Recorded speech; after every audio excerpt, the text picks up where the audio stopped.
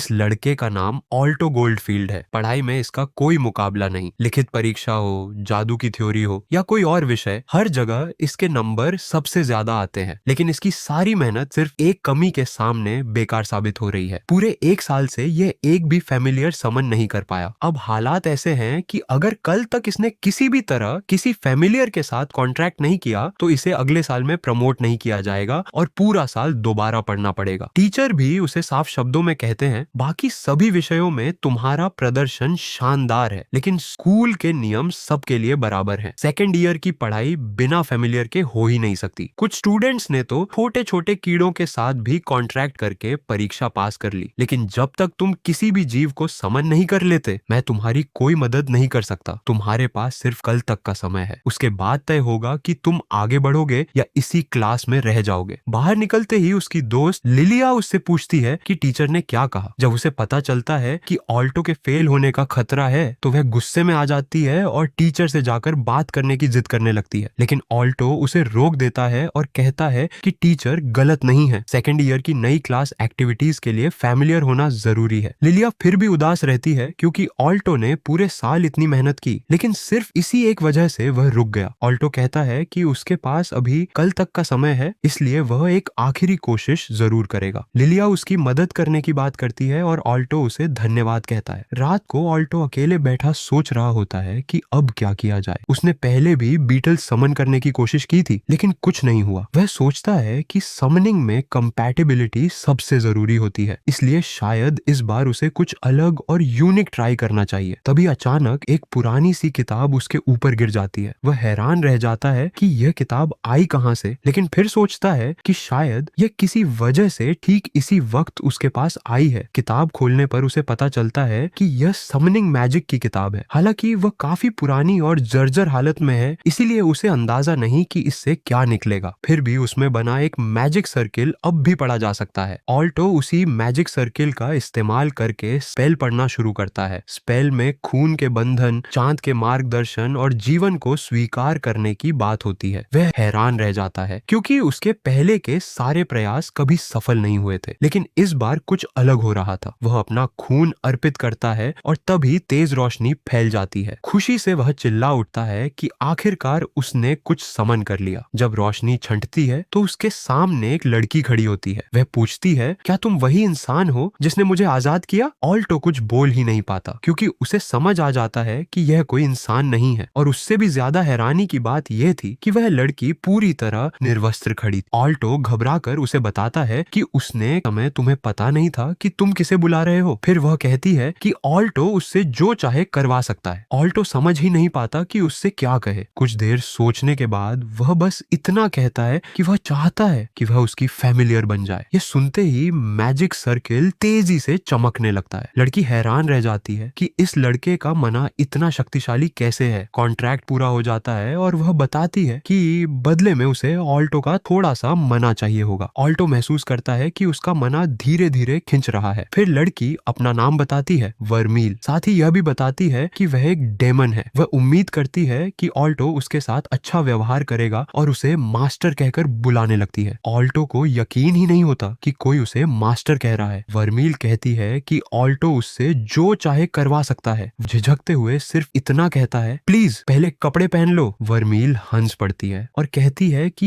यह बड़ा अजीब इंसान है जो उसे कपड़ों में देखना मत नहीं करता। ऑल्टो के पूछने पर वह बताती है कि उसका मना दूसरों के लिए जहर जितना खतरनाक हो सकता है, लेकिन उसे ऐसा पोटेंट मना ही पसंद है। ऑल्टो फिर पूछता है कि क्या वह सचमुच एक डेमन है। वर्मील मुस्कुराकर कहती है कि हाँ, वह एक ईविल डेमन है, बहुत ही शरारती और खतरनाक। वह बताती है कि डेमन्स सदियों से बेहद शक्तिशाली और रहस्यमयी प्राणी माने जाते हैं। कुछ तो अकेले पूरे पूरे देशों को तबाह कर चुके हैं। ऑल्टो हैरान होकर पूछता है कि अगर वह इतनी खतरनाक है तो उसकी फैमिली, लेकिन वह हंसकर मान लेती है कि हाँ, यह सच है। अगले दिन स्कूल में एक टीचर हैरान होकर पूछता है, क्या इंसान जैसी दिखने वाली यही लड़की तुम्हारी फैमिलियर है? वह कहता है कि इंसानों को फैमिलियर बनाना नियमों के खिलाफ है और कैंपस में गेस्ट की अनुमति नहीं है। ऑल्टो जोर देकर कहता है कि यह उसकी फैमिलियर है और कॉन्ट्रैक्ट का सबूत भी दिखा देता है। टीचर मान लेते हैं कि यह असली फैमिलियर कॉन्ट्रैक्ट है, सर्विट्यूड स्पेल नहीं। हालांकि वह हैरान रहते हैं कि इतिहास में किसी इंसान ने दूसरे इंसान को फैमिलियर नहीं बनाया। बनाया। तभी वर्मील बीच में बोल पड़ती है कि उसे भी इस अजीब जगह पर बुलाया जाना पसंद नहीं था, इसलिए बेहतर होगा कि टीचर उसे ऑल्टो की फैमिलियर मान ले। आखिरकार टीचर मान जाते हैं और ऑल्टो को पास घोषित कर देते हैं। लेकिन टीचर वर्मील से एक आखिरी सवाल पूछते हैं, क्या तुम सच में अपनी मर्जी से इस लड़के की फैमिलियर बनी हो? वर्मील बिल्कुल बेफिक्र अंदाज में कहती है कि अब पीछे हटने का कोई मतलब नहीं और उसे इससे कोई परेशानी भी नहीं। इसके साथ ही ऑल्टो आधिकारिक तौर पर सेकंड ईयर में प्रमोट हो जाता है। क्लास में बाकी स्टूडेंट्स हैरान होकर पूछते हैं कि यह लड़की आखिर है कौन। इसी बीच वर्मील लगातार ऑल्टो से चिपकी रहती है, जिससे वह शर्मिंदा हो जाता है और उसे थोड़ा दूर रहने को कहता है। तभी उसकी बचपन की दोस्त लिलिया वहां पहुंचती है। वह पूरी रात ऑल्टो की चिंता में सो नहीं पाई थी, लेकिन जैसे ही वह वर्मील को ऑल्टो से लिपटा हुआ देखती है, गुस्से से चिल्ला उठती है, यह सब क्या हो रहा है? ऑल्टो उसे समझाने की कोशिश करता है कि स्कूल का नियम है कि हर स्टूडेंट अपने फैमिलियर के साथ रहेगा, इसलिए इसमें कुछ गलत नहीं है। लेकिन लिलिया का गुस्सा शांत नहीं होता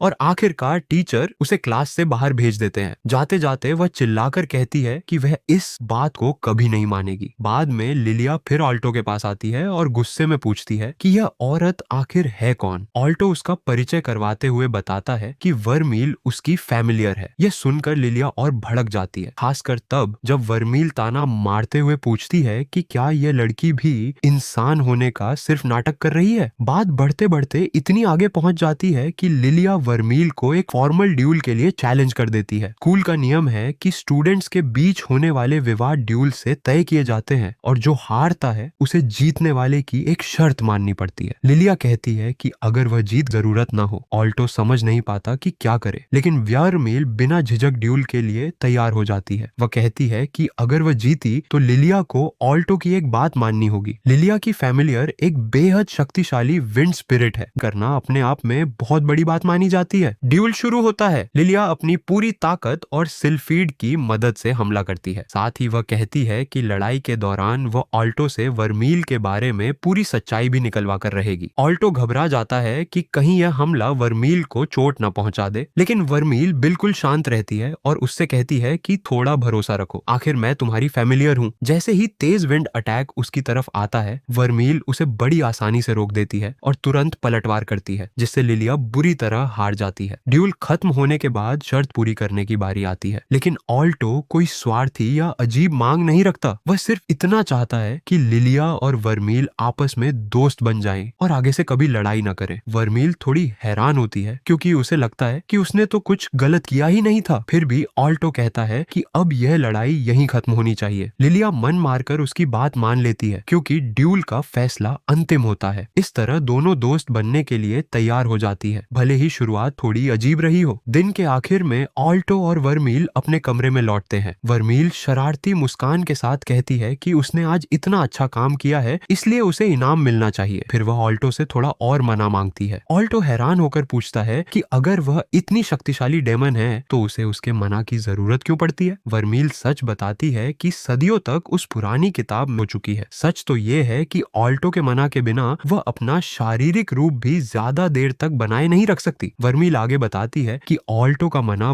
बाकी सभी लोगों से अलग और बेहद पोटेंट है, इसलिए वही उसकी सबसे बड़ी ताकत बन गया है। ऑल्टो को यह सब थोड़ा अजीब लगता है। उसे महसूस होता है कि जैसे उसे इतनी बड़ी चीजें बहुत छोटी कीमत पर मिल रही हैं, लेकिन वर्मील साफ कहती है कि यह बिल्कुल भी सामान्य नहीं है। आम इंसान उनकी ताकत सह ही नहीं सकते, चाहे कॉन्ट्रैक्ट हो या ना हो। या तो उनका शरीर अंदर से फट जाता है या फिर पूरा मना खिंच जाने की वजह से उनकी मौत हो जाती है। जब कोई इंसान अपनी आत्मा किसी डेमन को बेच। आखिर में वर्मील शरारती अंदाज में कहती है कि अगर उसे बार बार किस करके मना लेना पसंद नहीं है तो मना ट्रांसफर करने के और भी ज्यादा असरदार तरीके मौजूद हैं। फिर मुस्कुराकर पूछती है, क्या उन्हें ट्राई करना चाहोगे? यह सुनते ही ऑल्टो बुरी तरह घबरा जाता है और तुरंत कहता है, नहीं, किस वाला तरीका ही ठीक है, थैंक यू। सीन शिफ्ट होता है ओनटिजिया रॉयल एकेडमी ओनफ मैजिक की तरफ, जहां मेजेस और उनके फैमिलियर साथ में पढ़ते हैं। ऑल्टो और वर्मील कैंपस में साथ चल रहे होते हैं। वहां मौजूद स्टूडेंट्स दोनों को देखकर हैरान रह जाते हैं। कुछ लड़के आपस में बातें कर रहे होते हैं कि वर्मील कितनी खूबसूरत दिखती है और ऐसा लगता है जैसे पूरे कैंपस की नजरें सिर्फ इन्हीं दोनों पर टिकी हों। ऑल्टो थोड़ा टेंशन में आ जाता है और वर्मील से कहता है कि वो कुछ भी ऐसा ना करे जिससे सबका ध्यान उनकी तरफ आए, लेकिन तभी एक ड्रैगन कंट्रोल से बाहर बाहर हो जाता है और इधर उधर भागने लगता है। वर्मील बिना किसी बड़े ड्रामे के सिर्फ एक हल्के से वार में ही उस ड्रैगन को हवा में उड़ा देती है। ऑल्टो मन ही मन सोचता है कि अब तो सबने उन्हें देख लिया होगा, लेकिन वर्मील आराम से कहती है कि उसने तो बस एक छोटा सा काम किया है, इसमें इतनी बड़ी बात क्या है। इसके बाद नया टर्म शुरू होता है। सभी सेकंड ईयर स्टूडेंट्स को अगली क्लास में पहुंचने की बधाई दी जाती है और बताया जाता है कि अब उनकी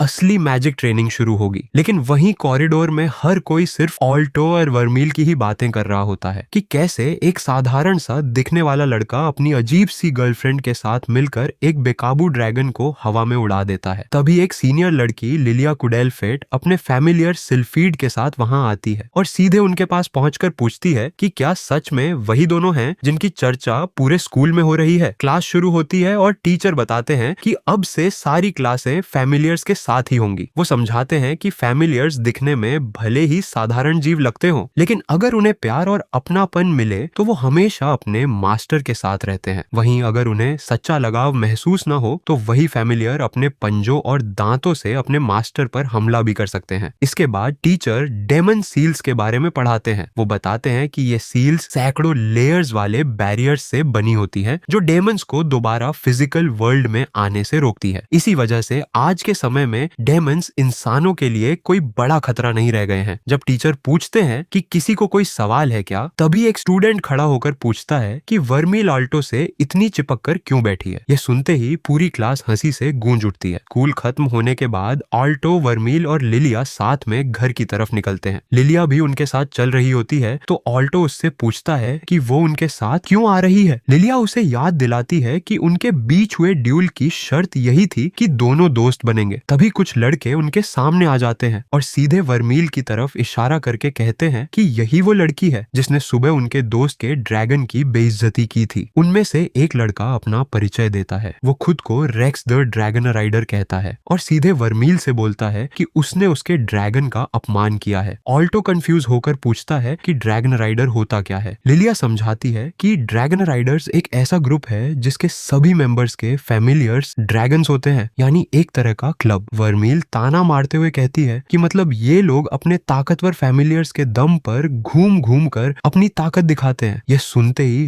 रेक्स गुस्से से भड़क जाता है। ऑल्टो डर जाता है कि कहीं वर्मील उसे और ज्यादा ना उकसा दे। रेक्स वर्मील से कहता है कि वो देखने में इतनी ताकतवर नहीं लगती, इसलिए जरूर उसने कोई चाल चली होगी। वर्मील जवाब देती है कि वो ऐसा सिर्फ इसलिए सोच रहा है क्योंकि वो अभी बच्चा है और दुनिया के बारे में कुछ नहीं जानता। रेक्स अपने दोस्तों के साथ मिलकर उन्हें डराने की कोशिश करता है, लेकिन ऑल्टो अपनी क्रिस्टल सिंथेसिस वाली स्किल दिखाते हुए कहता है कि वह इस मैजिक में काफी अच्छा है। रेक्स हंस पड़ता है और कहता है कि सिर्फ इससे कुछ नहीं होगा। फिर वह अपना असली फैमिलियर समन करता है जो एक डायनासोर जैसा विशाल जीव निकलता है, टायरेनोसुके। उसे देखकर ऑल्टो घबरा जाता है। रेक्स कहता है कि दूसरे सेकंड ईयर स्टूडेंट से पंगा लेना छोड़ दे और अपने लेवल के लोगों से ही मुकाबला करे। तभी पीछे से एक आवाज आती है। कोई कहता है कि रेक्स एक अपर फॉर्म स्टूडेंट है तो उसे मिडिल फॉर्म के स्टूडेंट को परेशान नहीं करना चाहिए। यहीं से सीनियर्स के बीच बहस शुरू हो जाती है और उसी मौके का फायदा उठाकर ऑल्टो और वर्मील वहां से निकल जाते हैं। इसके बाद स्कूल में एक नया कंपटीशन अनाउंस होता है जिसका नाम होता है फेयरी फ्लावर कंपटीशन। इसमें सभी स्टूडेंट्स को स्कूल के मैदान में छिपा हुआ एक जादुई फूल ढूंढना होता है। जो भी उसे सबसे पहले ढूंढ लेता है वही स्टूडेंट रिप्रेजेंटेटिव बन जाता है। अब कहानी सीधे उस हिस्से पर आती है जहां कंपटीशन अपने क्लाइमैक्स पर पहुंच चुका होता है। कई स्टूडेंट्स फूल ढूंढते ढूंढते एक ऐसी जगह पहुंचते हैं जहां उनकी मुलाकात एक सहर बेरस से होती है। 3 सिर वाला विशाल गार्ड डॉग जो फेयरी फ्लावर की रक्षा कर रहा होता है। ऑल्टो सोचता है कि इतने बड़े मॉन्स्टर के सामने से कैसे निकला जाए। तभी लिलिया तुरंत कहती है हम कोई टीम नहीं है। इसके बाद लिलिया अपने बैग से एक इनविजिबिलिटी पोशन निकालती है। यह देखकर सब हैरान रह जाते हैं क्योंकि इतना एडवांस्ड पोशन तो आमतौर पर सिर्फ ग्रेजुएट्स ही बना पाते हैं। लिलिया शर्माते हुए कहती है कि उसने यह पोशन इसलिए बनाया था ताकि वो चुपके से ऑल्टो के कमरे में जा सके, लेकिन अगले ही पल झेप कर अपनी बात बदल देती है और कहती है कि उसने इसे सिर्फ ऐसी इमरजेंसी के लिए रखा था। लेकिन एक समस्या थी, सहर बेरस की सूंघने की शक्ति बहुत तेज होती है। लिलिया नोटिस करती है कि उसके 3 सिरों में से 2 बीमार हैं और ठीक से सूंघ नहीं पा रहे। यही मौका देखकर वह पोशन पी लेती है। यहीं से सीन थोड़ा कॉमिक हो जाता है। पोशन के पूरी तरह असर करने के लिए लिलिया को अपने कपड़े उतारने पड़ते हैं क्योंकि कपड़े इनविजिबल नहीं होते। ऑल्टो अनजाने में उसकी तरफ देखने देखने लगता है और लिलिया शर्म से चिल्ला उठती है कि वो आखिर देख क्यों रहा है। ऑल्टो तुरंत माफी मांगता है और अपनी नजरें दूसरी तरफ कर लेता है। पूरी स्थिति से लिलिया बेहद शर्मिंदा होती है, लेकिन फिर भी फैसला करती है कि वो हार नहीं मानेगी और किसी भी कीमत पर कंपटीशन जीतेगी। दूसरी तरफ ऑल्टो वर्मील से पूछता है कि उसने कल उसे जो शक्ति दी थी वो आखिर क्या थी। वर्मील बताती है कि वह ऑल्टो का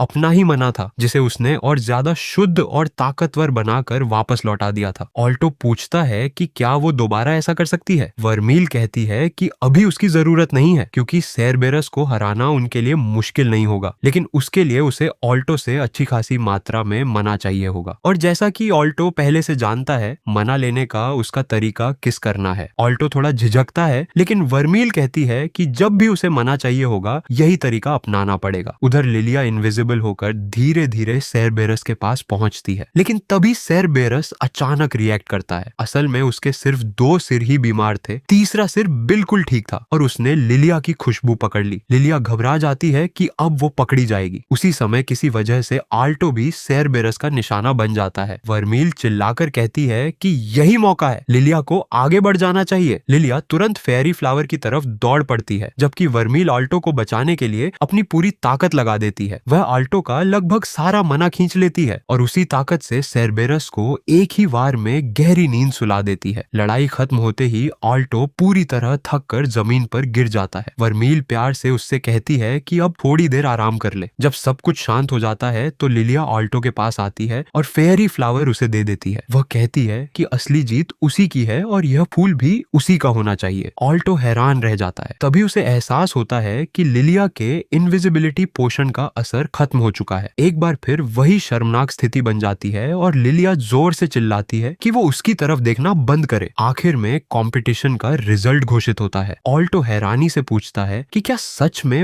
वही स्टूडेंट रिप्रेजेंटेटिव बनेगा। लोग उसे बताते हैं कि बिल्कुल, क्योंकि जब सब खत्म हुआ तब फेयरी फ्लावर उसी के हाथ में था। इससे कोई फर्क नहीं पड़ता कि फूल उसके हाथ में कैसे आया। लिलिया भी मान जाती है कि वह अकेले यह कंपटीशन कभी नहीं जीत पाती। आखिर में वह मुस्कुराकर ऑल्टो को हल्की सी चेतावनी देती है कि अगली बार वह उसे जरूर हरा देगी। ऑल्टो भी मुस्कुराते हुए जवाब देता है कि वह भी पूरी कोशिश करेगा ताकि अगली बार उससे पीछे न रह जाए। अगले दिन ऑल्टो वर्मेल को एक क्रेप दिला रहा होता है। वर्मेल पहली बार क्रेप खाकर इतना खुश हो जाती है कि बोलती है कि उसके जमाने में तो ऐसी मीठी चीजें होती ही नहीं थी। ऑल्टो थोड़ा हैरान हो जाता है कि इसका मतलब है वर्मेल सच में सैकड़ों साल पुरानी है और वर्तमान समय उसके लिए एक दूर भविष्य जैसा है। वर्मेल मस्ती में बोलती है कि उसे एक और क्रेप चाहिए और ऑल्टो उसे समझाता है कि ज्यादा खाएगी तो मोटी हो जाएगी। ये सुनते ही वर्मेल थोड़ा शॉक हो जाती है। ऑल्टो खुद से सोचता है कि सच में उसे वर्मेल के बारे में ज्यादा कुछ पता नहीं है और वो कुछ पूछने ही वाला होता है कि तभी कहीं दूर से उनका एक दोस्त क्रिस दिखाई देता है अपने ग्रुप के साथ। लिलिया बता देती है कि ये लोग भी ड्रैगन राइडर्स ग्रुप के ही लोग हैं, वही ग्रुप जिसका रेक्स हिस्सा था। ऑल्टो थोड़ा टेंशन में आ जाता है कि कहीं फिर से कोई झगड़ा ना हो जाए। लिलिया उसे समझाती है कि क्रिस इस एकेडमी के ड्रैगन राइडर्स की कैप्टन है और उसकी लीडरशिप इतनी जबरदस्त है कि उसने अकेले अपने दम पर इस ग्रुप को इतनी पॉपुलैरिटी दी है कि खुद रॉयल एयर फोर्स उसे ग्रेजुएट होने से पहले ही स्काउट करने की कोशिश कर रही है। इतना ही नहीं, क्रिस एकेडमी के सिर्फ 7 गोल्ड स्क्वायर रैंक के स्टूडेंट्स में से एक है और स्टूडेंट काउंसिल में भी एक एग्जीक्यूटिव ऑफिसर है। ऑल्टो हैरान रह जाता है कि मतलब स्टूडेंट रहते हुए भी इतना बड़ा रैंक पाया जा सकता है। यहाँ लिलिया थोड़ा विस्तार में समझाती है कि स्टूडेंट काउंसिल एकेडमी के सबसे टॉप स्टूडेंट्स से मिलकर बनी है। 7 गोल्ड स्क्वायर होते हैं, जिनमें से 5 काउंसिल के एग्जीक्यूटिव ऑफिसर होते हैं जो अलग अलग कमेटियों और क्लबों से चुने जाते हैं। लोग कहते हैं कि खुद प्रोफेसर भी उन्हें छू नहीं सकते, इतनी उनकी ताकत है। और काउंसिल का प्रेसिडेंट तो अपना प्लैटिनम रैंक पाने के बिल्कुल करीब है। इसी बीच लिलिया का मन करता है कि काश वो खुद अभी काउंसिल में होती। ऑल्टो मस्ती में बोलता है कि ये लिलिया के लिए मुश्किल नहीं होगा और दोनों के बीच थोड़ी सी हल्की मस्ती मजाक होती है, जिससे लिलिया थोड़ा शर्मिंदा हो जाती है और बोलती है कि वो पब्लिक में ऐसी बातें ना करे। तभी वहां मार्क्स भी आ जाता है और तीनों मिलकर क्रिस के बारे में बात करते हैं। मार्क्स बोलता है कि उसे क्रिस बिल्कुल पसंद नहीं है, क्योंकि उसे लगता है कि उसके पीछे कोई छुपा हुआ मकसद है। लिलिया पूछती है कि कौन सा मकसद। मार्क्स बोलता है कि सबसे अजीब बात तो ये है कि ऑल्टो का फेमिलियर एक इंसान है और वो अपनी यूनिफॉर्म के नीचे कुछ अजीब सा पहनती है। इसके अलावा जंगल वाले उस सर्बरस फाइट में वर्मेल ने जिस तरह से एक ही हिट में सर्बरस को गिरा दिया था, वो किसी सामान्य नोविस के लिए मुमकिन ही नहीं है। यहाँ तक कि एक गोल्ड स्क्वायर भी शायद ये ना कर पाए। इसीलिए मार्क्स को पूरा यकीन है कि वर्मेल कुछ छुपा रही है, सबसे और खासकर ऑल्टो से भी। लिलिया थोड़ा गुस्सा करते हुए बोलती है कि वो वर्मेल की असलियत सबके सामने ले आएगी। मार्क्स मस्ती में बोलता है कि लगता है लिलिया को ऑल्टो बहुत पसंद है, इसलिए वो इतना परेशान है। लिलिया तुरंत मान लेती है कि हाँ ये सच है, लेकिन तुरंत सफाई भी देती है कि बात वैसी नहीं है, बस दोनों बचपन से दोस्त हैं, इसलिए उसका चिंतित होना स्वाभाविक है। इसी वक्त वर्मेल वहां आ जाती है और उसकी ड्रेसिंग थोड़ी अजीब होती है, जिससे ऑल्टो तुरंत उसे डांट देता है कि उसने कहा था बाहर वेट करने को। वर्मेल सफाई देती है कि उसने चेंजिंग रूम में ही कपड़े बदलने की कोशिश की थी, लेकिन गलती से बॉयज चेंजिंग रूम में चली गई थी। ये सुनते ही लिलिया गुस्सा हो जाती है और वर्मेल को बोलती है कि वो अपने इस तरह के अजीब फैमिलियर को संभाल कर रखे। इसी बीच एक आवाज आती है, स्टूडेंट काउंसिल आ रही होती है। सब स्टूडेंट्स उन्हें देखकर हैरान हो जाते हैं क्योंकि ये लोग दिखने में बहुत ही इम्प्रेसिव लगते हैं। काउंसिल के एक मेंबर क्रिस से पूछता है कि वो इतनी देर क्यों हुई, पूरे 6 मिनट 52 सेकंड लेट। क्रिस बिंदास जवाब देती है कि उसके ड्रैगन का फीडिंग टाइम था तो उसने वही प्राथमिकता दी। थोड़ी देर बाद जब सब लोग अपने काम में व्यस्त होते हैं, वर्मेल अचानक ऑल्टो के बहुत करीब आ जाती है और उससे कहती है कि वो स्टूडेंट काउंसिल वालों से भी ऊपर उठना चाहता है ना। ऑल्टो कंफ्यूज हो जाता है कि इसका इस बात से क्या लेना देना है। वर्मेल समझाती है कि वो उसका पावरफुल डेमन फैमिलियर है और उसे एक्स्ट्रा स्ट्रेंथ देती है, इसलिए वो वर्मेल की ताकत का इस्तेमाल जैसे चाहे वैसे कर सकता है अपना गोल पाने के लिए। वर्मेल उसे बोलती है कि टेंशन न ले, अपनी आंखें बंद कर ले, वो उसके सपने सच कर देगी। दूसरी तरफ हम देखते हैं रेक्स की स्थिति। क्रिस सीधा उससे मिलकर बोलती है कि उसने सुना है रेक्स एक अंडर क्लास मैन से डुएल हार गया जिसके पास फैमिलियर भी नहीं था। रेक्स सफाई देता है कि वो डुएल नहीं था, बस एक सामान्य झगड़ा था और उसके पास फैमिलियर था भी। क्रिस को पता चलता है कि उस अंडर क्लास मैन का फैमिलियर एक इंसान था, एक ह्यूमन वुमन। ये सुनते ही क्रिस का इंटरेस्ट बढ़ जाता है। वो रेक्स को ताने मारते हुए कहती है कि उसने अपनी असमर्थता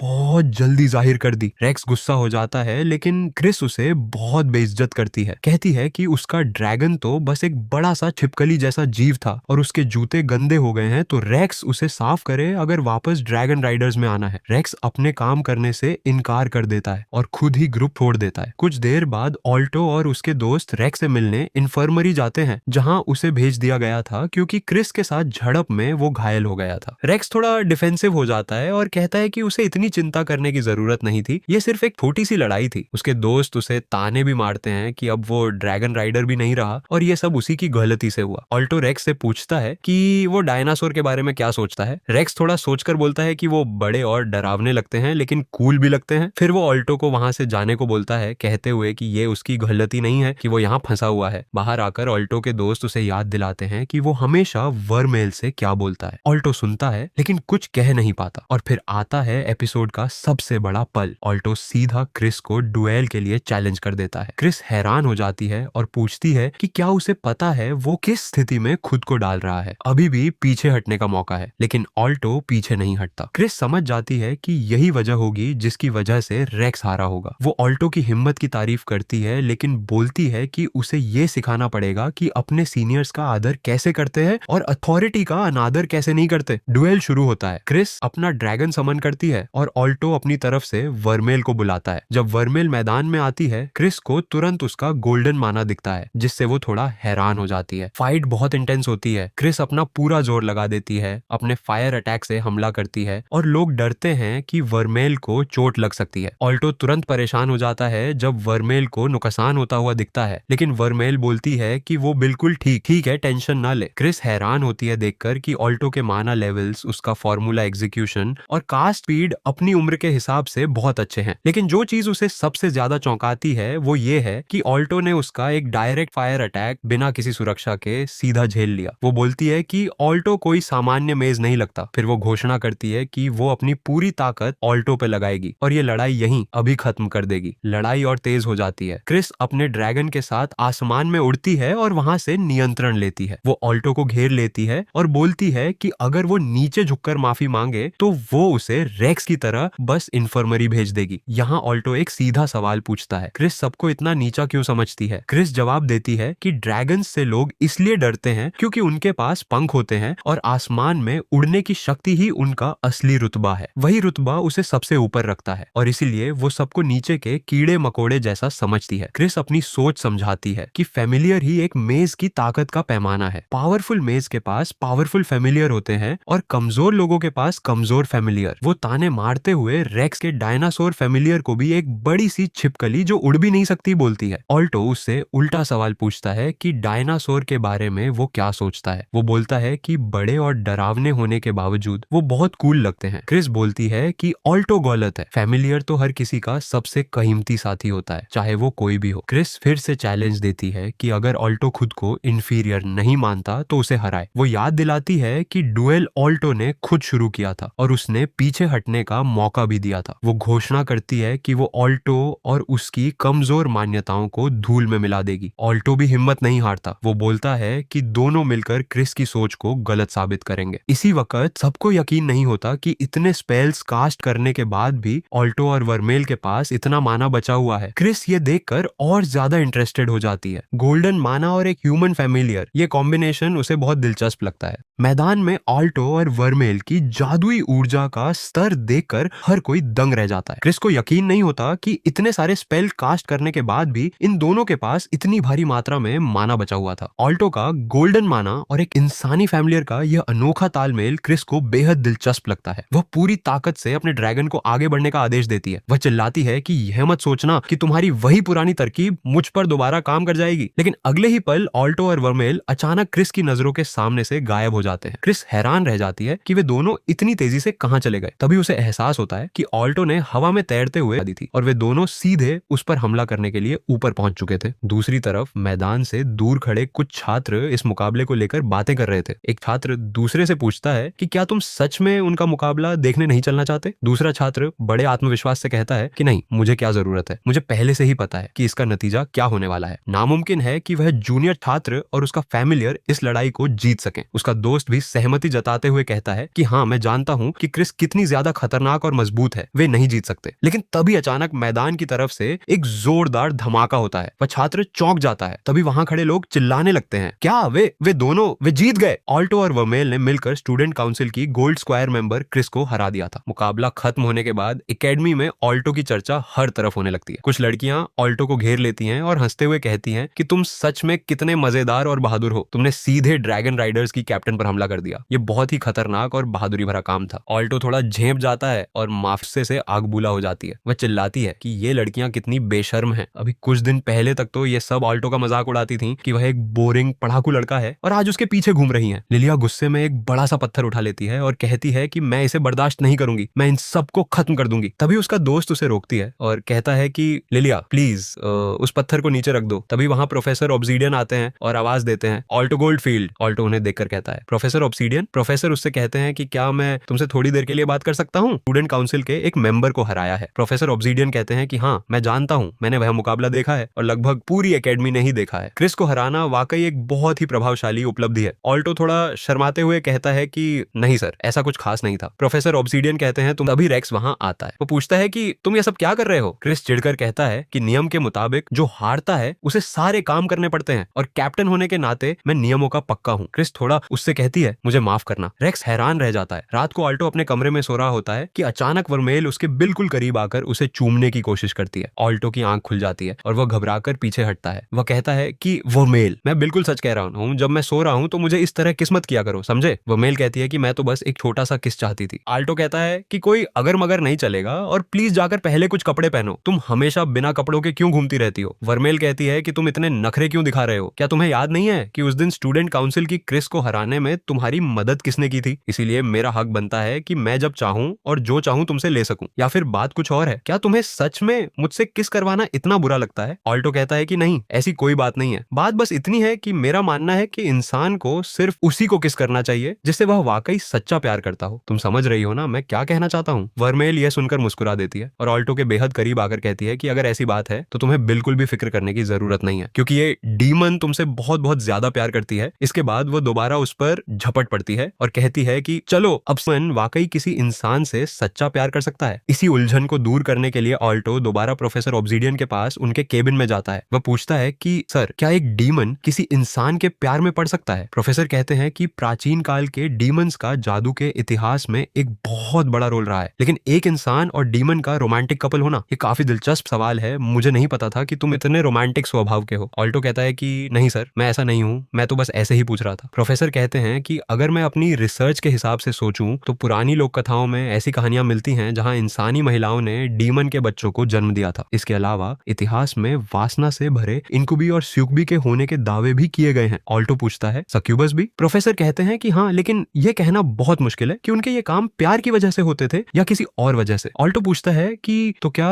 एक सक्यूबस किसी इंसानी मर्द में दिलचस्पी ले सकती है? प्रोफेसर कहते हैं कि हाँ, मुमकिन है, लेकिन उसकी वजह सिर्फ इतनी होगी कि वह उस इंसान का माना चूस कर उसे पूरी तरह से निचोड़ना चाहती होगी। यह सुनकर ऑल्टो के होश उड़ जाते हैं। दोपहर के वक्त ऑल्टो और वर्मेल डाइनिंग हॉल में बैठे होते हैं। वर्मेल ऑल्टो को देखकर कहती है कि ऑल्टो, आज तुम्हें क्या हुआ है? तुम अपनी प्लेट में खाना बस यहाँ से वहां घुमा रहे हो पर कुछ खा नहीं रहे हो। ऑल्टो वर्मेल से पूछता है कि वर्मेल, क्या तुम मुझसे सिर्फ मेरे माना की वजह से प्यार करती हो? क्या तुम इस एकेडमी में सिर्फ इसलिए रुकी हुई हो ताकि तुम मेरा माना चूस सको? मुझे बिल्कुल सच सच बताओ। वर्मेल एक पल के लिए शांत होती है, फिर कहती है कि तुम कितने नादान लड़के हो जो ऐसा सोच रहे हो। क्या तुम सुबह से इसी बात को लेकर परेशान थे? ऑल्टो कहता है कि मुझे माफ करना, लेकिन तुम हमेशा मुझ पर झपट पड़ती हो और मेरा माना चूसने लगती हो, इसलिए मेरे दिमाग में यह बात आई। वर्मेल उसे समझाती है कि बुद्धू, मैं ऐसा इसलिए करती हूँ क्योंकि इस दुनिया में सरवाइव करने के लिए मुझे माना की सख्त जरूरत होती है। ऑल्टो कहता है कि मैं वह अच्छी तरह जानता हूँ, लेकिन तभी वर्मेल आगे बढ़ती है और ऑल्टो को एक बहुत ही प्यारा और कोमल किस करती है। जब वर्मेल पीछे हटती है तो ऑल्टो कहता है कि देखो, तुमने फिर से वही किया। हम देखते हैं कि स्टूडेंट काउंसिल के रूम में एक बड़ी बैठक चल रही है। वहां खबर आती है कि 4th ईयर की एक स्टूडेंट के कमरे और वह लड़की कोमा में चली गई है। यह सुनकर काउंसिल के मेंबर्स परेशान हो जाते हैं क्योंकि इस साल कोमा में जाने वाली यह चौथी स्टूडेंट थी और वे सभी सिल्वर स्क्वायर रैंक के छात्र थे। इस बार घायल होने वाली लड़की का नाम एम्मा एबेलिन था, जो बर्फ के जादू में माहिर थी। काउंसिल के मेंबर चर्चा करते हैं कि बर्फ का जादू बहुत ज्यादा माना सोखता है और एक सिल्वर स्क्वायर के पास इतनी ताकत नहीं होती कि वह इतनी मोटी बर्फ की दीवारें बना सके। इसका सीधा सा मतलब है कि यह कोई हादसा नहीं है, बल्कि इसके पीछे कोई ना कोई कल्प्रिट जरूर छुपा हुआ है जो जानबूझकर इन ताकतवर स्टूडेंट्स को निशाना बना रहा है। दूसरी तरफ क्लास में प्रोफेसर सभी स्टूडेंट्स को एक नया असाइनमेंट देते हैं। वे कहते हैं कि आज हमने अलग अलग तरह के फैमिलियर्स के बारे में पढ़ा है, इसीलिए मैं चाहता हूं कि आप सब अपने अपने फैमिलियर की आदतों, उनके खान पान, उनकी लंबाई और वजन पर एक डिटेल्ड रिपोर्ट तैयार करें। ऑल्टो सोच में पड़ जाता है कि वर्मेल एक डीमन है। अगर मैंने उसकी सच्चाई रिपोर्ट में लिख दी तो बहुत बड़ी मुसीबत हो जाएगी। अपने कमरे में आकर ऑल्टो वर्मेल की लंबाई नापने के लिए 1 इंच टेप वर्मेल अपने सारे कपड़े उतार कर पूरी तरह नेकेड हो चुकी है। ऑल्टो चिल्लाता है, तुम अपने कपड़े क्यों उतार रही हो? वर्मेल कहती है कि तुमने ही तो कहा था कि तुम्हें मुझे नापना है, तो कपड़े बीच में क्यों आए? तुम इतनी फिक्र क्यों कर रहे हो? ये तो तुम्हारा होमवर्क है ना।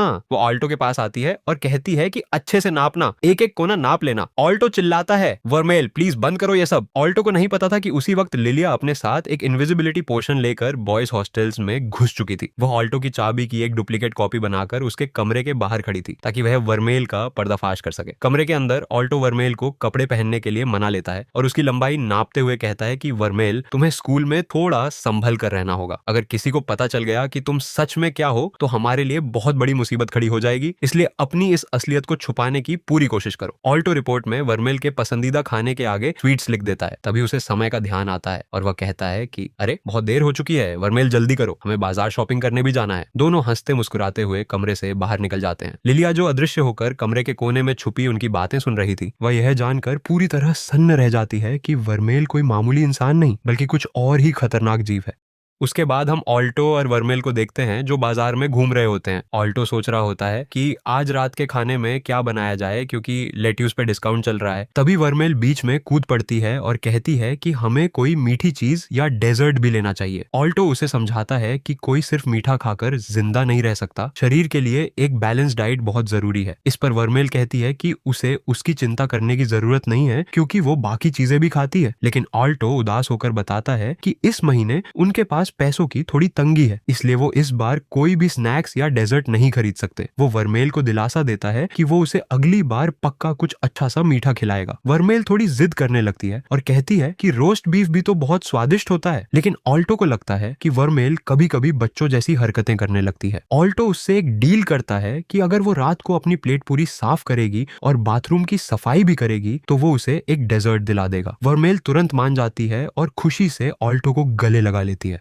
ऑल्टो उसे रास्ते में ऐसा करने से मना करता है क्योंकि वो लोग पब्लिक प्लेस में थे और सब उन्हें देख रहे थे। वर्मेल कहती है कि वो इस वक्त उसका माना नहीं निकाल रही है, लेकिन ऑल्टो कहता है कि बात वो नहीं है, कम से कम बाहर तो थोड़ा ध्यान रखना चाहिए। वर्मेल कहती है कि अगर वो सिर्फ उसका माना चाहती है तो उसे बस कहना होगा और वो उसकी बात मान जाएगी। तभी अचानक वहां पर उनका एक दोस्त भागते हुए आता है और कहता है कि उसे ऑल्टो की मदद चाहिए क्योंकि उसके भाई के साथ कुछ बहुत बुरा हुआ है। फिर हमें दिखाया जाता है कि ड्रैगन राइडर्स के गोल्ड स्क्वायर का कैप्टन रेक्स जमीन पर बुरी तरह घायल पड़ा हुआ है। उसके सामने एक दूसरा स्टूडेंट खड़ा होता है जो उसकी इस हालत का मजाक उड़ा रहा होता है। वो कहता है कि रेक्स हमेशा उससे बहुत दूर और ऊपर लगता था, लेकिन आज वो उसके पैरों के नीचे जमीन पर गिरा हुआ है। वो लड़का अजीब सी काली जादुई ताकत से घिरा हुआ था। रेक्स गुस्से में उससे पूछता है कि आखिर उसने यह सब खुद किया है। वो लड़का हंसते हुए कहता है कि उसे खुद नहीं पता कि उसने क्या किया है, और सच कहे तो उसे इस बात की कोई परवाह भी नहीं है। वो रेक्स को बार बार लात मारता है और कहता है कि उसे लगा था कि रेक्स को इस हालत में देखकर उसे अच्छा लगेगा, लेकिन जैसे जैसे वो उसे पीट रहा है उसका गुस्सा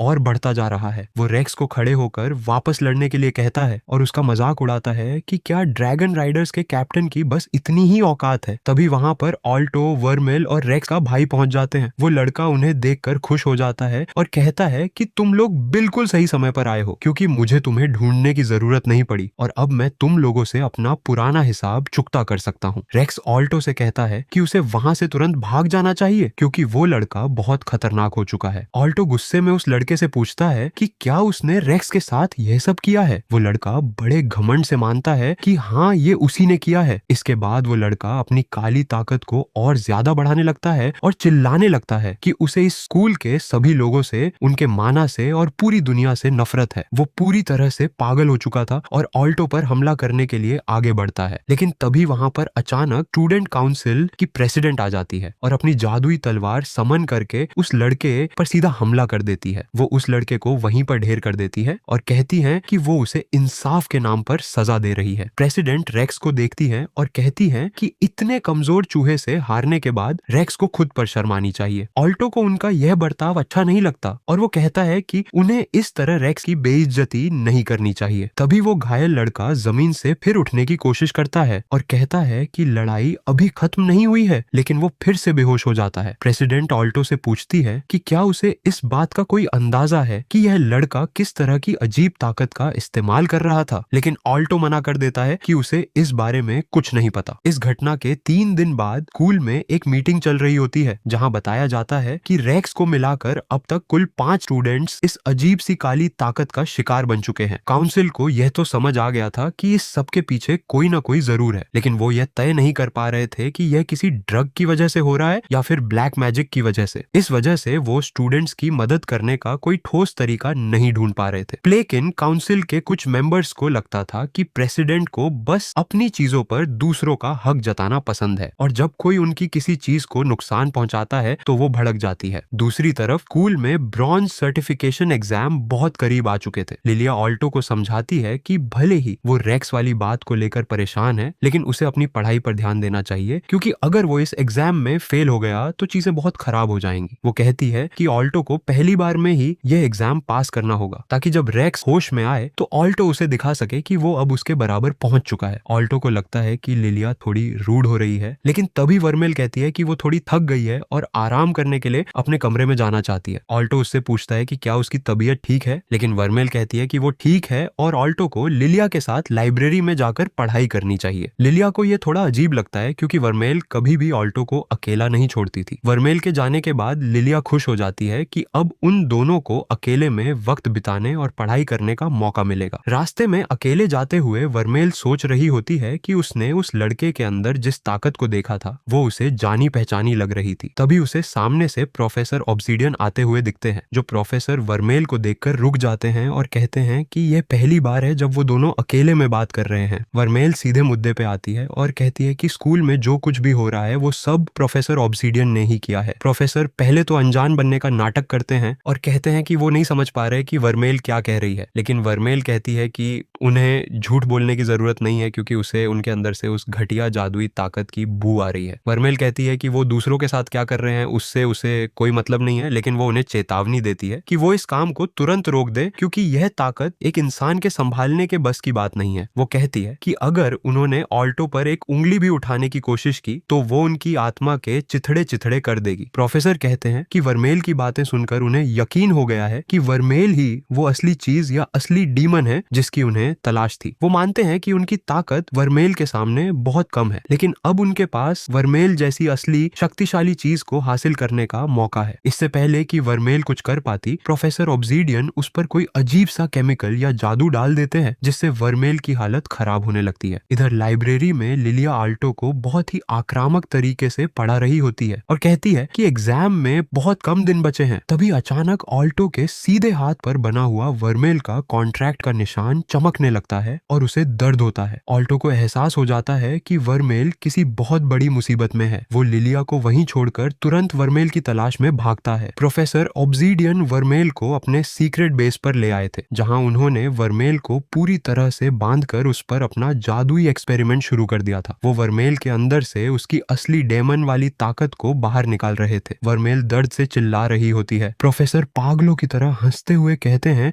कि उन्होंने आखिरकार कर दिखाया और उनका यह क्रिएशन बहुत ही कमाल का है। उसके बाद हमारे एल्टो को प्रोफेसर बेले कहता है कि तुम लोगों को क्या लग रहा था कि स्कूल में जो कुछ भी अजीबोगरीब हादसे हो रहे थे वो सब अपने आप हो रहे थे। असल में उस पूरे फसाद के पीछे कोई और नहीं बल्कि मैं खुद हूँ, और मैंने ही ये सब कुछ बहुत पहले से प्लान करके रखा हुआ था। वह अपने हाथ में एक बहुत ही अजीब सा लिक्विड दिखाता है और बताने लगता है कि यह कोई मामूली लिक्विड नहीं है, बल्कि इसे बनाने के लिए मैंने बहुत ही ज्यादा कड़ी मेहनत की है और रात दिन एक करके इस खास लिक्विड को तैयार किया है जो किसी भी आम या खास डिमन के दिमाग को पूरी तरह से पागल कर सकता है और उसकी ताकतों को उसके काबू से बाहर कर सकता है। प्रोफेसर आगे कहता है कि इस लिक्विड को बनाने का काम बिल्कुल भी आसान नहीं था, क्योंकि इसे लिक्विड फॉर्म में बदलना मेरे लिए सबसे बड़ा चैलेंज था। लेकिन आखिरकार मेरी मेहनत रंग लाई और मैंने इसे पूरी तरह से तैयार कर लिया, जो सीधे असली डिमंस पर भी उतनी ही तेजी से काम करता है जितना कि किसी छोटे मोटे डिमन पर करता है। फिर कहता है कि मुझे इस लिक्विड का टेस्ट करने के लिए सही लोगों की तलाश थी, जो कि बहुत मुश्किल काम था। लेकिन आखिरकार मुझे 5 ऐसे स्टूडेंट मिल गए जिन्हें मैंने अपना निशाना बनाया और उन्होंने मेरे इस पूरे एक्सपेरिमेंट को कामयाब बनाने के लिए एक बेहतरीन जरिया बनकर मेरा काम आसान कर दिया। अब यहाँ से चीजें और भी ज्यादा अजीब होने लगती हैं, क्योंकि वर्मेल वहाँ जमीन पर घुटनों के बल बैठी हुई थी और उसकी आंखों में पूरी तरह से पागलपन और बेबसी साफ दिखाई दे रही थी, क्योंकि प्रोफेसर ने उसे वही नशीला लिक्विड दे दिया था जिसके कारण वर्मेल की असली और बेहद खतरनाक डेमनिक ताकतें पूरी तरह से उसके काबू से बाहर होकर चारों तरफ फैलने लगी थी। प्रोफेसर एल्टो का मजाक उड़ाते हुए कहता है कि देखो एल्टो, तुम चाहे जितने भी होशियार स्टूडेंट रहे हो, लेकिन अब तुम्हारी यह प्यारी वर्मेल तुम्हारे हाथ से हमेशा के लिए निकल चुकी है और अब वह पूरी तरह से मेरे इशारों पर नाचने के लिए तैयार है, क्योंकि तुम उसके लिए कभी भी एक सही मास्टर नहीं बन सकते थे और मैं उसके लिए तुमसे कहीं ज्यादा बेहतर, समझदार और ताकतवर मास्टर साबित होऊंगा, जो उसकी इस असीमित ताकत का सही इस्तेमाल कर सकता है। हमारा लौंडा यह सब नजारा देखकर पूरी तरह से सुन्न पड़ जाता है और उसे समझ ही नहीं आता कि वह अपनी सबसे प्यारी दोस्त और फैमिलियर को इस भयानक मुसीबत से कैसे बाहर निकाले, क्योंकि वर्मेल के शरीर से निकलने वाली काली और विनाशकारी ऊर्जा लगातार बढ़ती ही जा रही थी और वह अपने होश पूरी तरह से खो चुकी थी। लेकिन से हमारा एल्टो बिना अपनी जान की परवाह किए और बिना कुछ सोचे समझे सीधे वर्मेल की तरफ आगे बढ़ने लगता है, क्योंकि वह अपनी वर्मेल को इस तरह तड़पते हुए और दूसरों के इशारों पर बर्बाद होते हुए बिल्कुल भी नहीं देख सकता था और वह सीधे जाकर उस भयानक काली ऊर्जा के बीच वर्मेल के ठीक सामने खड़ा हो जाता है। वर्मेल उस समय उस नशीले लिक्विड के असर के कारण पूरी तरह से अंधी और अचेत हो चुकी थी, जिसके कारण उसे अपने सामने खड़े एल्टो का चेहरा भी साफ दिखाई नहीं दे रहा था और वह अपने पागलपन में एल्टो के ऊपर एक बहुत ही जोरदार हमला कर देती है। वर्मेल का वह जानलेवा हमला सीधे एल्टो के सीने को चीरता हुआ उसके दिल के आर पार निकल जाता है और यह खौफनाक नजारा देखकर वहां खड़े प्रोफेसर के साथ साथ हर किसी के होश उड़ जाते हैं, क्योंकि एल्टो का दिल पूरी तरह से खत्म हो चुका था और उसके शरीर से खून की धारा बहने लगी थी। एल्टो कहता है कि तुम चाहे जो भी सोचो, लेकिन मैं ही तुम्हारा असली मास्टर हूँ वर्मेल, और मैं तुम्हें इस तरह अकेले किसी अंधेरे में कभी जाने नहीं दूंगा और न ही किसी और को तुम्हें नुकसान पहुंचाने दूंगा। एल्टो को इस तरह अपने ही हाथों से मरते हुए देखकर वर्मेल के दिमाग पर छाए पागलपन के सारे बादल अचानक से छंटने लगते हैं और उस नशीले लिक्विड का असर भी एल्टो के प्यार और उसकी इस भयानक हालत को देखकर पूरी तरह से गायब हो जाता है, जिसके बाद वर्मेल को अपनी इस भयानक भूल का एहसास होता है। वर्मेल की आंखों से आंसू बहने लगते हैं क्योंकि उसे समझ आ जाता है कि उसने अपने ही हाथों से अपने सबसे प्यारे इंसान की जान ले ली है। जिसके बाद वर्मेल कहती है कि मैं तुम्हें किसी भी कीमत पर इस तरह मरने नहीं दे सकती, क्योंकि तुम ही इस पूरी दुनिया में इकलौते ऐसे इंसान हो जिसने मुझे एक मॉन्स्टर की तरह नहीं बल्कि एक अपने इंसान की तरह अपनाया था, और मैं तुम्हें खुद से दूर कभी नहीं जाने दे सकती। इसके बाद वर्मेल अपनी बची कुची सारी ताकत को इस्तेमाल करना शुरू कर देती है, जिससे चारों तरफ एक बहुत ही सुनहरी और चमकदार रोशनी फैल जाती है, और वह इस जादुई रोशनी की मदद से एल्टो के पूरी तरह से नष्ट हो चुके दिल को दोबारा से जोड़ना शुरू कर देती है। वहां खड़ा प्रोफेसर यह सब नजारा देखकर हक्का बक्का रहकर चिल्लाने लगता है कि यह कैसे मुमकिन हो सकता है, क्योंकि एक डिमन कभी भी इस तरह की हॉली गोल्डन माना का इस्तेमाल नहीं कर सकता और न ही मौत के मुंह में जा चुके किसी इंसान को दोबारा जिंदा कर सकता है। प्रोफेसर गुस्से में पूरी तरह से पागल होने लगता है और चिल्लाता है कि एक असली डिमन की ताकत आखिर इतनी ज्यादा कैसे हो सकती है कि वह मेरे इतने बड़े और परफेक्ट प्लान को एक झटके में खराब कर दे और इस अदना से लड़के को दोबारा जिंदा कर दे। वह पूरी तरह से बौखला जाता है और अपनी बरसों की छिपकर की गई रिसर्च से बनाया हुआ अपना सबसे बड़ा और खतरनाक हथियार बाहर निकालता है, जो कि एक बहुत ही विशाल और डरावना हाइब्रिड डिमन था, जिसे उसने सैकड़ों छोटे मोटे और कमजोर डिमंस की ताकतों को आपस में मिलाकर और उन्हें एक दूसरे में मर्ज करके तैयार किया था। ऑब्सीडियन कहता है कि अब जब वर्मेल ने अपनी सारी की सारी ताकत इस लड़के एल्टो को बचाने में और उसके दिल को दोबारा बनाने में खत्म कर दी है, तो अब तुम दोनों पूरी तरह से बेबस हो चुके हो और मेरा यह अल्टीमेट हाइब्रिड डिमन तुम दोनों को बहुत ही आसानी से कुचल कर रख देगा, जिसके बाद मैं तुम दोनों की ताकतों को अपने इस महान आविष्कार के अंदर मिला लूंगा और पूरी दुनिया पर राज करूंगा। जैसे ही वह हाइब्रिड डिमन उनकी तरफ बढ़ता है, वर्मेल अपने हाथ के केवल एक ही जोरदार और बिजली जैसी तेज मार से उस पूरे के पूरे विशाल हाइब्रिड डिमन के परखच्चे उड़ा देती है और उसे एक ही सेकंड में पूरी तरह से नामो निशान मिटाकर खत्म कर देती है। कुछ दिनों बाद जब ऑल्टो की आंख खुलती है तो लिली उसके पास आकर रोने लगती है, क्योंकि उसे लगा था कि ऑल्टो अब कभी नहीं उठेगा। ऑल्टो देखता है कि उसके सारे घाव पूरी तरह ठीक हो चुके हैं। फिर वर्मेल वहां आती है और ऑल्टो उससे अकेले में बात करने के लिए छत पर जाता है। ऑल्टो उससे पूछता है कि क्या सच में उसने ही उसकी जान बचाई थी, तो वर्मेल बताती है कि उसका दिल असल में वर्मेल की डीमन माना की वजह से ही धड़क रहा है। अगर वर्मेल मरेगी तो ऑल्टो भी उसी वक्त मर जाएगा। ऑल्टो कहता है कि तुम तो एक इमॉर्टल डीमन हो जो हजारों सालों तक जी सकती है, पर मैं तो एक आम इंसान की तरह कुछ सालों में बूढ़ा होकर मर जाऊंगा। फिर तुमने ऐसा क्यों किया? वर्मेल कहती है कि वह एक बहुत ही खतरनाक मॉन्स्टर है जो सिर्फ तबाही लाती है, इसलिए उसका ऑल्टो के साथ रहना ठीक नहीं है। वह धीरे धीरे अपनी माना ऑल्टो के दिल में ट्रांसफर कर रही है और कुछ साल में जब ऑल्टो का दिल पूरी तरह खुद काम करने लगेगा तो वह हमेशा के लिए फिर से किसी पुरानी किताब के अंदर जाकर बंद हो जाएगी। वर्मेल की यह अजीब बातें सुनकर ऑल्टो को बहुत तेज गुस्सा आ जाता है। वह वर्मेल को कहता है कि उसे वर्मेल के रूप से बिल्कुल भी डर नहीं लगता और चाहे कुछ भी हो जाए वर्मेल ही उसकी इकलौती और सबसे खास फैमिलियर रहेगी। वह चिल्लाकर कहता है कि उसे वर्मेल हर हाल में और हमेशा अपने साथ चाहिए। इसके बाद हमें दिखाया जाता है कि प्रोफेसर ऑब्सीडियन के जाने के बाद स्कूल की सभी लड़कियां उनका शोक मना रही होती हैं, क्योंकि वह लड़कियों के बीच काफी ज्यादा पॉपुलर थे। तभी वहां मौजूद कुछ लड़के कहते हैं कि सिर्फ लड़कियां ही नहीं बल्कि हम लड़के भी दुखी हैं, लेकिन प्रोफेसर के लिए नहीं बल्कि वर्मेल की कमी की वजह से। वह कहते हैं कि वर्मेल पिछले कुछ दिनों से स्कूल नहीं आ रही है और हम उसकी खूबसूरती को नहीं देख पा रहे हैं। वह ऑल्टो से पूछते हैं कि आखिर बात क्या है और वह वर्मेल को अपने साथ क्यों नहीं ला रहा है। ऑल्टो कहता है कि असल में वर्मेल की तबीयत पिछले कुछ दिनों से थोड़ी ठीक नहीं है, वह बस घर पर आराम कर रही है और कोई बड़ी बात नहीं है। इसके बाद ऑल्टो सोचता है कि क्या वर्मेल के लिए कुछ मीठा या डेजर्ट खरीद कर ले जाने से उसका मूड थोड़ा ठीक हो जाएगा। दूसरी तरफ लिलिया वर्मेल के पास जाती है। लिलिया कहती है कि तो तुम सच में एक डेमन हो, ऑल्टो ने मुझे इस बारे में सब कुछ बता दिया है, हालांकि मुझे पहले से ही लग रहा था कि तुम कुछ छुपा रही हो। वर्मेल लिलिया से माफी मांगती है कि उसने उससे यह बात छुपाई। लिलिया कहती है कि तुम इस तरह का उदास चेहरा मत बनाओ, मुझे ऐसा लग रहा है जैसे मैं कोई बहुत बड़ी विलेन हूँ जो तुम्हें डरा रही हूँ। लिलिया पूछती है कि तुम आखिर माफी क्यों मांग रही हो। मुझे इससे कोई फर्क नहीं पड़ता कि तुम कोई बहुत बड़ी डेमन हो या कोई आम लड़की, इसलिए तुम्हें मुझसे माफी मांगने की बिल्कुल भी जरूरत नहीं है। लिलिया वर्मेल से पूछती है कि क्या पिछले कुछ दिनों में उसने ऑल्टो के साथ कुछ अजीब या गलत किया है। वर्मेल कहती है कि हाँ, शायद मुझसे कुछ गलती हुई है। लिलिया कहती है कि मुझे पहले से ही ऐसा लग रहा था, लेकिन कोई बात नहीं, ऑल्टो अब बिल्कुल ठीक लग रहा है, इसलिए मैं तुम्हें इस बार के लिए छोड़ देती हूँ, लेकिन याद रखना कि यह सिर्फ इसी एक बार के लिए है। तभी ऑल्टो वहां आ जाता है और वर्मेल को ढूंढने लगता है, लेकिन वर्मेल वहां से पहले ही जा चुकी होती है। ऑल्टो सोचता है कि उसने अकेले रहने की बात कही थी, लेकिन वह उसे लेकर काफी फिक्रमंद था। तभी वर्मेल ऑल्टो के सामने आती है और ऑल्टो उसे देखकर काफी खुश हो जाता है। वर्मेल कहती है कि अगर मैं तुम्हारे साथ रहूंगी तो शायद मैं तुम्हें फिर से चोट पहुंचा सकती हूँ, ऐसा पहले भी हो चुका है और मुझे समझ नहीं आ रहा था कि मैं तुमसे क्या कहूँ, लेकिन इन सब बातों के बावजूद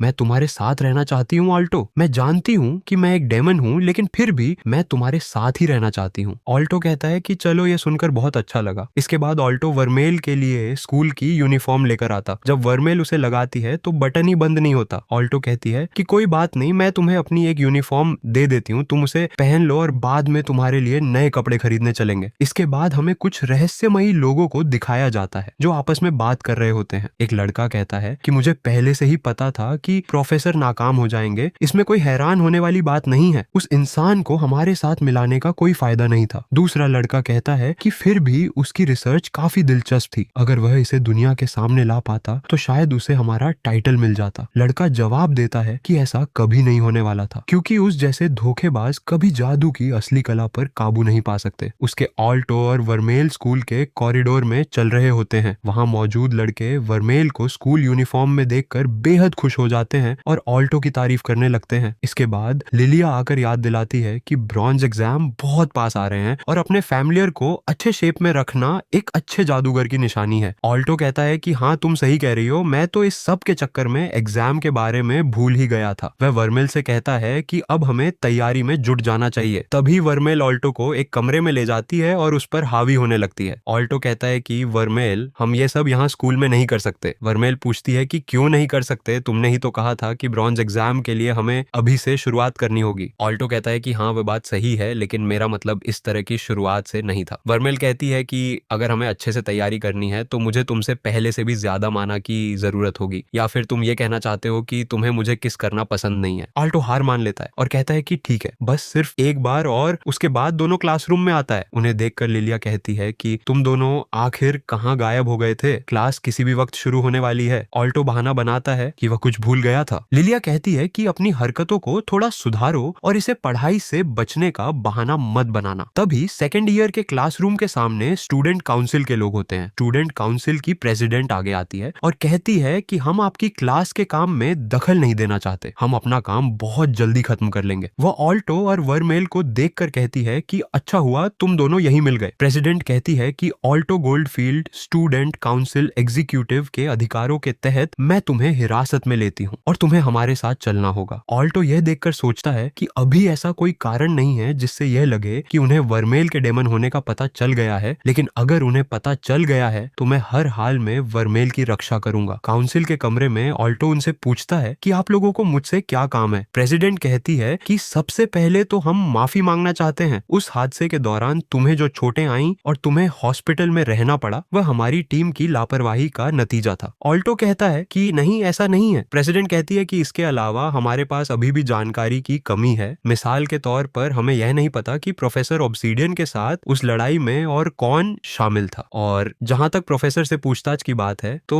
हम अब उनसे कुछ नहीं पूछ सकते क्योंकि कल रात ही वह ऑर्टिजिया जेल से भाग निकले हैं। फिर कहती है कि अच्छी बात यह है कि तुमने प्रोफेसर के उस बदले हुए रूप से लड़ाई की थी, इसलिए अगर तुम्हारे पास कोई भी छोटी से छोटी जानकारी हो तो वह हमारे लिए काफी मददगार होगी। ऑल्टो कहता है कि हाँ बिल्कुल, मैं आपको वह सब कुछ बताऊंगा जो मैं जानता हूँ। तभी प्रेसिडेंट अपनी बात का रुख बदलती है और ऑल्टो से पूछती है कि क्या कोई ऐसी बात है जो तुम स्टूडेंट काउंसिल से छुपा रहे हो। तभी काउंसिल का एक मेंबर अपनी जादुई ताकतों से वर्मेल को बांधने की कोशिश करता है। वर्मेल गुस्से में कहती है कि तुम्हें क्या लगता है कि इस तरह का मामूली जादू मुझे रोक पाएगा। वह मेंबर कहता है कि मैं जानता हूँ कि यह तुम्हें पूरी तरह नहीं रोक सकता, लेकिन मुझे तुम्हें बस कुछ सेकंड के लिए धीमा करना है, जो तुम्हारे मास्टर को काबू में करने के लिए काफी होगा। प्रेसिडेंट ऑल्टो से आखिरी बार पूछती है कि क्या तुम स्टूडेंट काउंसिल से कुछ छुपा रहे हो। हो? ऑल्टो वर्मेल को मुश्किल में देखकर अपनी चुप्पी तोड़ता है और कहता है कि हाँ, वर्मेल के पास एक डेमन का दिल है, उसने एक डेमन के साथ कॉन्ट्रैक्ट किया है और इस बात को छुपा कर रखा। ऑल्टो कहता है कि वर्मेल भले ही एक डेमन हो, लेकिन वह बुरी नहीं है और प्रोफेसर ऑब्सीडियन के साथ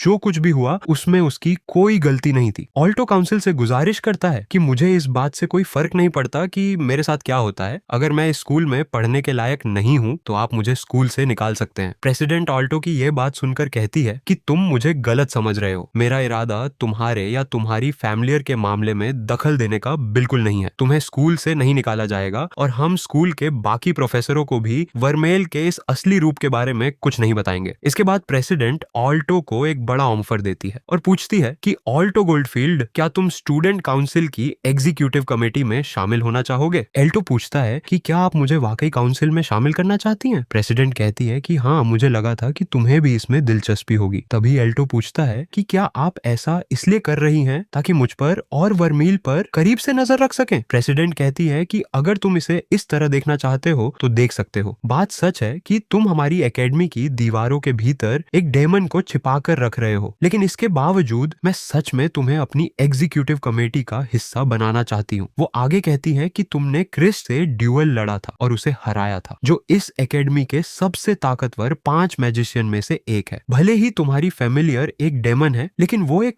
बहुत ही ताकतवर ओपोनेंट है। इसके अलावा हाल ही में जो वाकया हुआ जहाँ क्रिस को चोट पहुंची, हम अभी भी नहीं जानते कि उन हमलावरों का मकसद क्या था। अगर तुम कहते हो कि तुम्हारी फैमिलियर की कोई बुरी मंशा नहीं है, तो क्या तुम एकेडमी की सुरक्षा के लिए अपनी ताकतों का इस्तेमाल नहीं करना चाहोगे? एल्टो उनकी यह बात सुनकर कुछ नहीं बोल पाता और सोचने लगता है। इसके बाद सीन बदलता है और एल्टो अपने दोस्तों के साथ बैठा होता है। तभी लिली जोर से चिल्लाती है कि क्या तुम स्टूडेंट काउंसिल की एग्जीक्यूटिव कमेटी में शामिल हो रहे हो? एल्टो हाँ में सिर हिलाता है। लिली पूछती है कि ऐसा अचानक क्या हो गया जो उन्होंने तुम्हें इनवाइट किया? एल्टो बात टालने की कोशिश करता है और कहता है कि सच कहूं तो मुझे भी पूरी तरह से नहीं पता, लेकिन प्रेसिडेंट चाहती थी कि मैं वहां रहूं। मन ही मन एल्टो सोचता है कि ये वाकई काफी अजीब है। मैं इन्हें असली वजह नहीं बता सकता कि प्रेसिडेंट ने मुझे क्यों बुलाया है। प्रेसिडेंट ने मुझे मना किया था कि मैं किसी को असली वजह न बताऊं और सब यही कहे कि मुझ में पोटेंशियल देखकर मुझे चुना गया है। तभी उसका दोस्त कहता है कि खैर, तुमने पूरे स्कूल के सामने क्रिस को चैलेंज करके हराया था, तो उस हिसाब से देखा जाए तो तुम्हारा काउंसिल में जाना बिल्कुल नॉर्मल लगता है। तभी लिली कहती है कि क्या तुम्हें पता है कि आज तक हमारी एकेडमी के हिस्ट्री में कभी कोई सेकंड ईयर का स्टूडेंट काउंसिल में शामिल नहीं हुआ है? तुम पहले ऐसे स्टूडेंट हो। एल्टो पूछता है कि क्या सच में ऐसा है? लिली कहती है कि हाँ, तुम्हें अपने आप पर बहुत गर्व होना चाहिए। तभी उसका दोस्त जोश में आकर कहता है कि एल्टो गोल्डफील्ड, मेरी बात लिख लो, मैं तुम्हें खुद से ज्यादा आगे नहीं निकलने दूंगा और ब्रॉन्ज एग्जाम में मैं तुमसे ज्यादा स्कोर करके दिखाऊंगा। अगले दिन एल्टो स्टूडेंट काउंसिल के कमरे की तरफ जाता है। वह सोचता है कि भले ही मैं किसी भी वजह से काउंसिल में आया हूँ, लेकिन मैं इनसे सब कुछ सीखूंगा और इतनी मेहनत करूंगा कि एक दिन गर्व से कह सकूं कि मैं वर्मील का मास्टर हूँ। एल्टो जैसे ही काउंसिल रूम का दरवाजा खोलता है, उसकी आंखें खुली की खुली रह जाती हैं। अंदर प्रेसिडेंट और काउंसिल मेंबर कपड़े बदल रही होती है। एल्टो को देखकर वहां मौजूद मेंबर चिल्लाती है कि प्रेसिडेंट, मैं इस बेशर्म लड़के को हमारी काउंसिल में शामिल करने का खिलाफ हूँ। लेकिन प्रेसिडेंट कहती हैं कि कोई बात नहीं, यह हमारी गलती थी कि हमने दरवाजा लॉक नहीं किया था, इसमें इसकी कोई गलती नहीं है।